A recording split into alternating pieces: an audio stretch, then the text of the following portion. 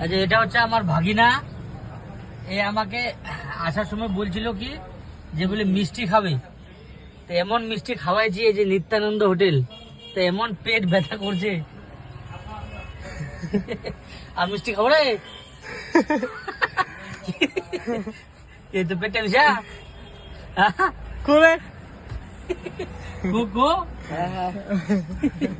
আর মিষ্টি খাবো।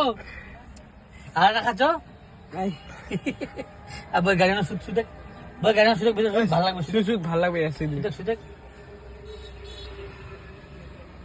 সুদ সুদ গাড়ি সুদ সুদেক সুদ আছে এসি দিবে রে সুদেক কি হল